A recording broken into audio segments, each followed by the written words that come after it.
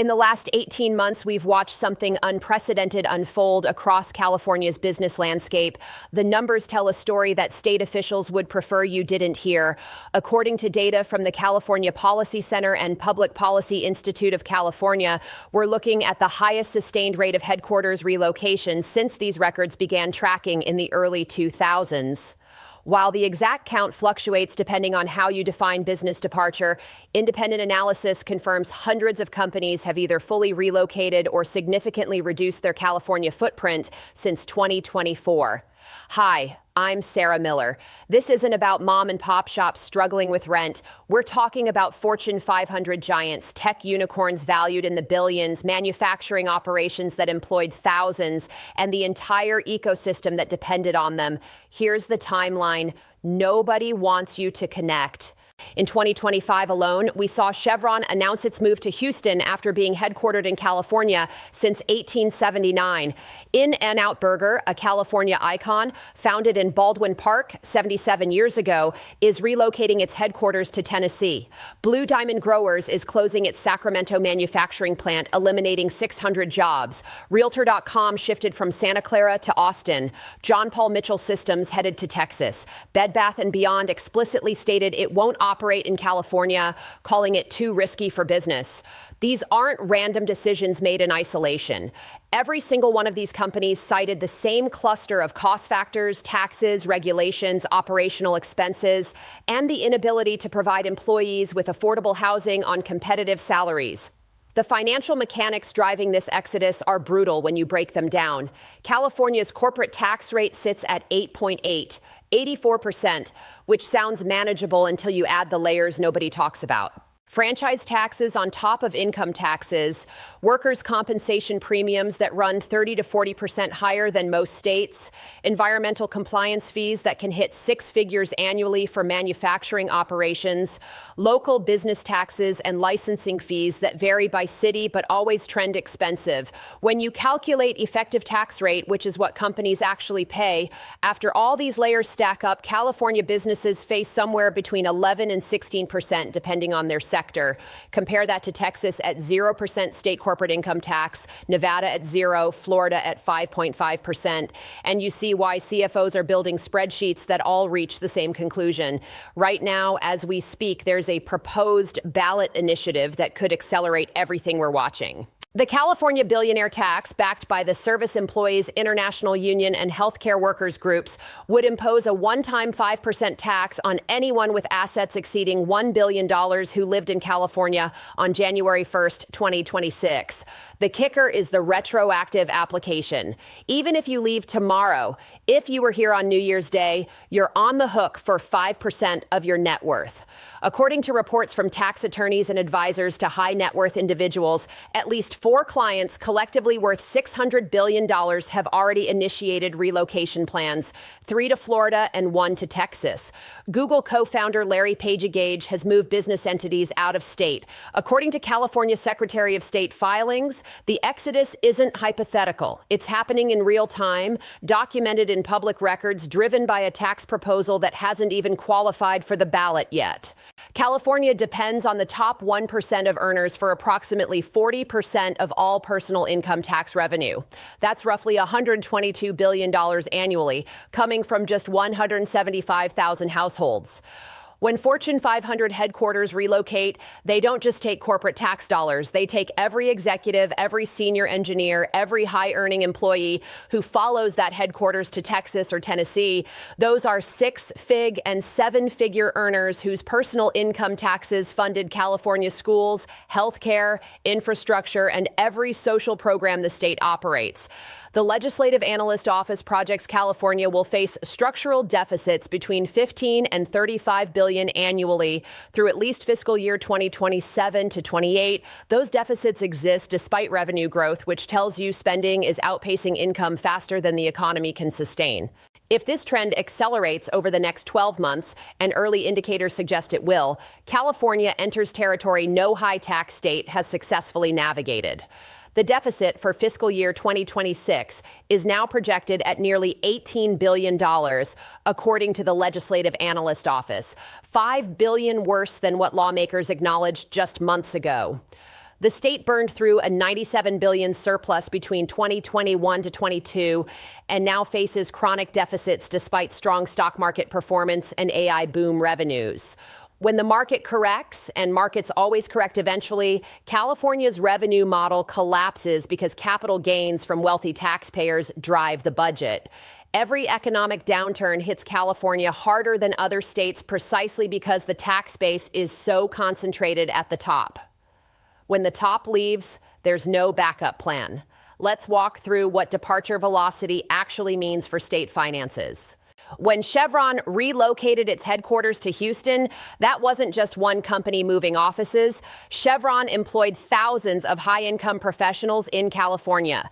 The vendor network supporting that headquarters, from IT contractors to facilities management to legal services to catering companies, lost their anchor client. Commercial real estate in the area where Chevron operated now faces higher vacancy rates, which depresses property values, which reduces property tax assessments at the county level. The ripple doesn't stop at direct employment. When high-earning professionals leave, they take their consumer spending with them, the restaurants they frequented, the car dealerships where they bought vehicles, the home improvement stores where they spent weekends. All of that economic activity evaporates. Multiply that pattern across hundreds of departures, and you see why counties are revising revenue projections downward. Governor Newsom has been walking a tightrope on this issue, and recent statements show the strain. In a Politico interview earlier this month, he acknowledged the billionaire tax proposal is driving wealthy residents out of the state, calling it bad economics and warning it would damage the economy. He stated he feels vindicated in opposing the measure after seeing reports of California's wealthiest residents moving money and businesses elsewhere. But here's the tension. Newsom can't publicly admit California's tax structure and regulatory environment are fundamentally uncompetitive without undermining his own administration's policies. He can oppose specific measures like the billionaire tax while defending California's progressive tax system, but that leaves him with no credible plan to stop the underlying exodus. Business advocacy groups have been sounding alarms about competitiveness gaps since 2015. The response from state leadership has been minimal policy adjustments and a lot of messaging about California's continued economic strength. You're probably wondering how all of this impacts you if you're not running a Fortune 500 company are worth $1 billion. Here's the math. As the tax base shrinks, the state faces three options: raise taxes on remaining residents and businesses, cut services, or increase borrowing. California has already implemented temporary increases on business tax credits and net operating loss deductions to generate approximately $5 billion annually through 2026. There are proposals on the table to make certain temporary tax increases permanent, including extending elevated rates on high earners that were set to expire in 2030. When businesses face higher taxes, they pass costs through to consumers via price increases. When high earners leave, middle income families absorb the revenue gap through broader tax increases or service cuts. The California Taxpayers Association reported that legislators proposed more than $16 billion in new taxes and fees during the 2025 legislative session alone. But here's the part that should alarm everyone, regardless of political affiliation. California ranks 49th in the Tax Foundation's Business Tax Climate Index, ahead of only New Jersey. Chief Executive Magazine has ranked California dead last for business climate 14 years running. Tennessee holds the #1 spot, which is why In-N-Out is moving there.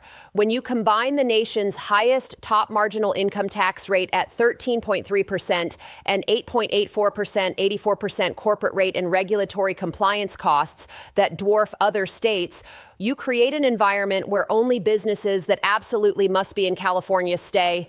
Entertainment production has geographic advantages. Port operations are location dependent, but manufacturing, tech companies, financial services, they can operate from anywhere with high-speed internet and proximity to airports. Remote work proved that during the pandemic, and now companies are acting on that knowledge. If you look at the data from a 30,000 FT view, the pattern is clear. According to the Public Policy Institute of California, 789 companies moved their headquarters out of state between 2011 and 2021, with departures accelerating dropping after 2017. During that same period, companies relocating into California dropped from 137 in 2011 to just 68 in 2021.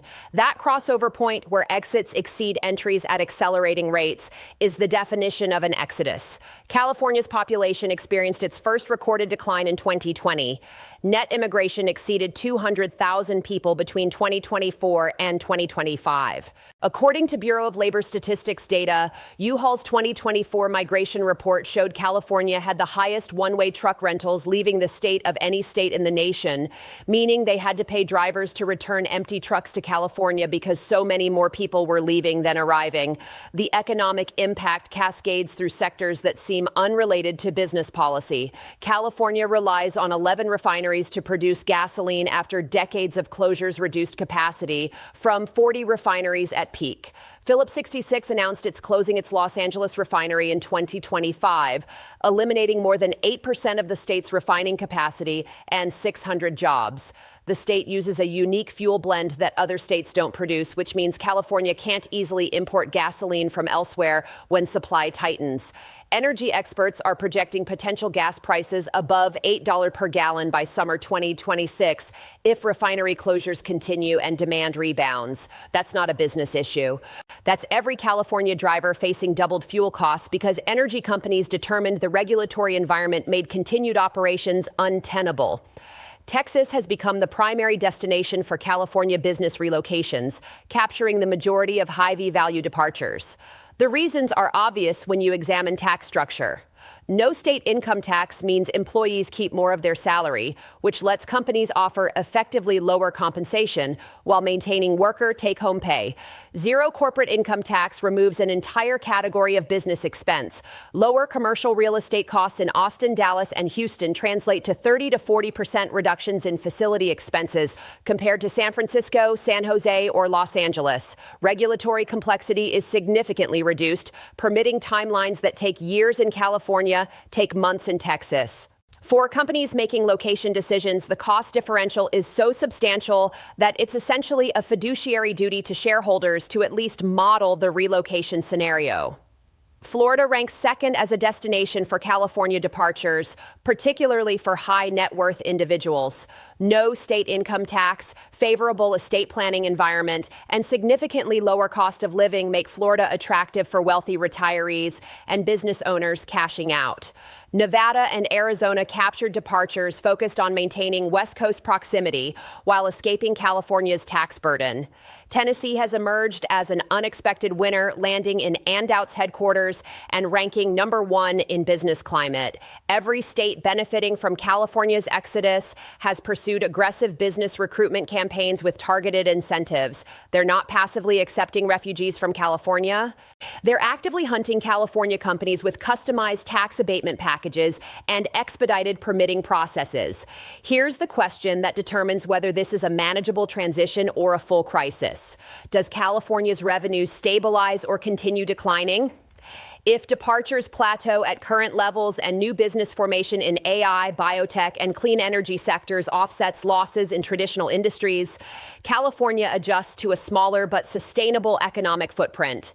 If departures accelerate, particularly among high net worth individuals spooked by the billionaire tax proposal, the state faces annual structural deficits that reserves can't cover beyond 2 to 3 years.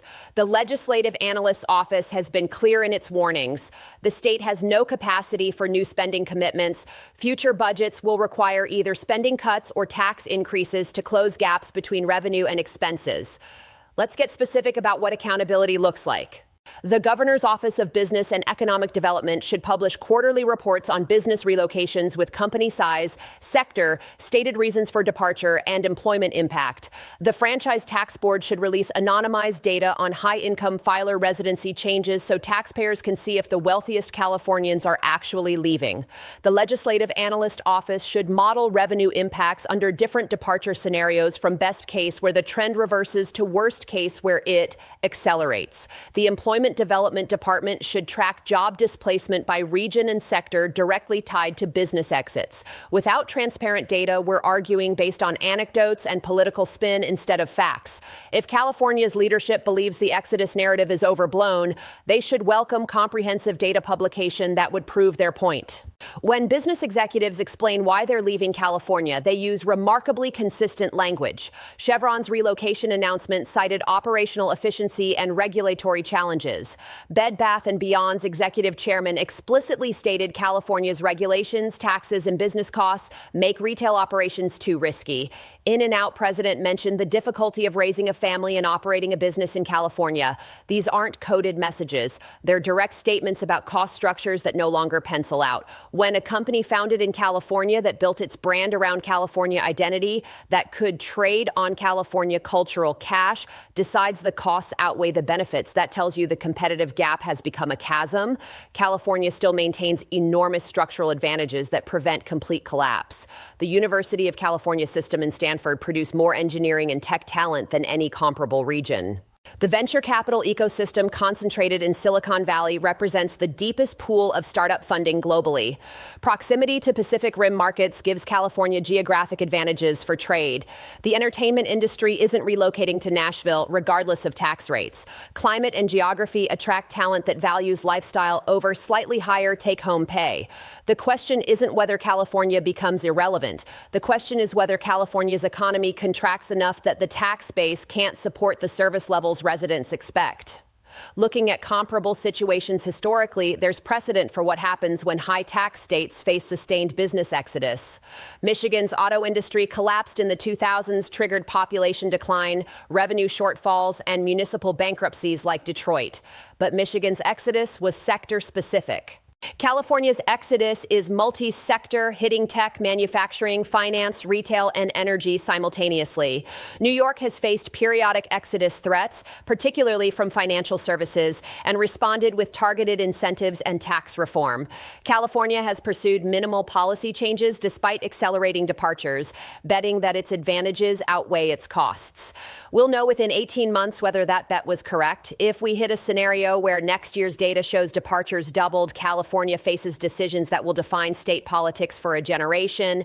Does the state pursue aggressive tax reform to become competitive, which means reducing rates and simplifying regulations? Or does it accept a smaller tax base and cut spending to match reduced revenue?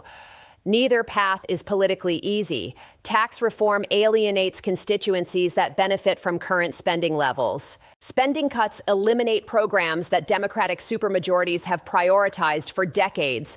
The alternative is trying to raise even more revenue from remaining residents and businesses, which likely accelerates rather than slows the departure trend. Comment your county and tell us one major employer that's either relocated out or significantly downsized operations in the last 2 years, or say all stable.